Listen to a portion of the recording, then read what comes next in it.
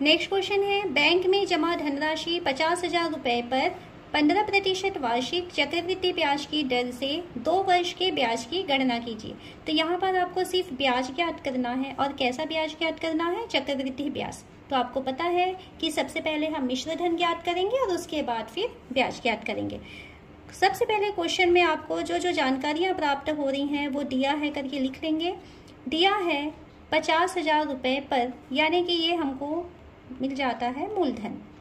जितनी धनराशि उसने उधार ली हुई थी उसे कहते हैं मूलधन। तो 50,000 रुपए। ओके, 15% वार्षिक है ना, ये दर दिया गया है, दर का मान दिया है 15% वार्षिक, और यहाँ समय दिया गया है कितने वर्ष के लिए? 2 वर्ष के लिए। तो हम यहाँ समय का मान लिख लेते हैं 2 वर्ष। सबसे पहले हम मिश्र धन की वैल्यू निकालेंगे। मिश्र धन चक्रवृद्धि ब्याज के लिए मिश्र धन का सूत्र होता है मूलधन कोष्टक 1 धन दर बटा 100 और घात में लगा देंगे समय। वैल्यू रखिए, मूलधन का मान दिया गया है 50,000, कोष्टक 1 धन दर का मान दिया है 15/100 और यहाँ पर है समय, समय की वैल्यू है 2। ओके, एक काम करते हैं, मल्टीप्लाई करने के पहले एक और तरीका बताती हूँ। अगर ये दोनों ऊपर नीचे से कट सकती हैं तो काट दीजिए। 5 दिया 15, 5 दूनी 10, 5 शून्यम 0। तो आपके पास मिल रहा है 50,000, ये मिला 20 एकम 20 धन 3, यानी क्या हुआ ये 23/20 कोष्टक बंद घात 2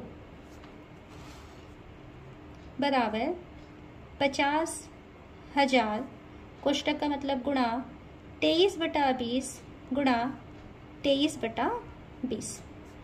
1 0 2 0, यहाँ से 1 0 2 0 कट गया।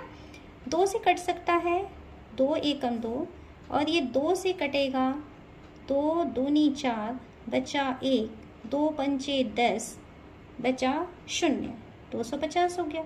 फिर ये 2 से कटेगा 1 और 250 को काटोगे बेटा तो ये बनेगा 125। जितनी संख्याएं आपके पास बच रही है ना सब एक साथ लिख लीजिए। 125 यहाँ पर बचा, और यहाँ से बच गया है 23, और यहाँ पर बच गया है 23। इन सबको आपस में गुणा कर लीजिए तो आपको मिल रहा है 66,125 रुपए। ये मिश्र धन की वैल्यू प्राप्त हो गई है ना। अब हमें क्वेश्चन में क्या पूछा गया है उसमें कि ब्याज कितना है, हमें सिर्फ ब्याज पूछा है। तो हम यहाँ पर निकाल लेते हैं चक्रवृद्धि ब्याज। तो चक्रवृद्धि ब्याज बराबर मिश्र धन में से आप माइनस कर लेंगे किसे? मूलधन को, है ना। फॉर्मूला है ये ब्याज का फॉर्मूला, मूलधन। मिश्र धन की वैल्यू अभी हमने निकाला हुआ है 66,125 रुपए, और मूलधन की वैल्यू यानी स्टार्टिंग में उसने कितना उधार लिया हुआ था? 50,000 रुपए। घटा दीजिए 66,125 माइनस करेंगे 50,000, कितना मिलेगा? 16,125 रुपए। तो क्वेश्चन में हमें उसने पूछा था कि 2 वर्ष के बाद कितना उसे ब्याज देना होगा। तो आप आंसर लिखेंगे कि 2 वर्ष के बाद उसे 16,125 रुपए ब्याज देना होगा। ये आपका आंसर कंप्लीट हो जाता है।